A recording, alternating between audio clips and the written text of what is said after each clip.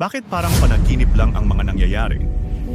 Alam mo yung pakiramdam na parang ang bilis ng lahat? Parang kahapon lang, naglalaro ka lang sa labas, walang iniisip na problema. Ngayon, bigla na lang ang daming expectations, responsibilidad. Parang, hala, asan na ako? Minsan, parang panaginip lang yung buhay. Gigising ka, kakain, gagawin yung dapat gawin, tapos matutulog ulit. Paulit-ulit lang. Minsan ang bilis ng oras, tapos may araw din na parang ang tagal-tagal. Tapos, bigla mong marirealize, teka, bakit ganito? Ginagawa ko ba ito kasi gusto ko?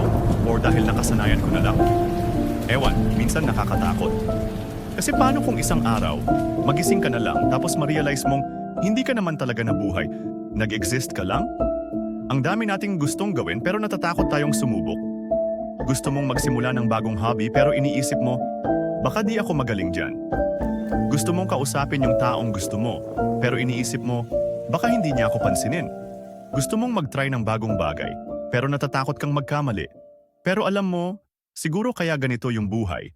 Kasi tayo dapat yung magbigay ng meaning sa kanya. Hindi siya yung mag-a-adjust para sa atin. Kung may gusto kang gawin, yung matagal mo nang iniisip pero hindi mo masimulan, simulan mo na. Hindi mo kailangan ng perfect timing. Minsan, tayo mismo ang gumagawa ng perfect timing natin.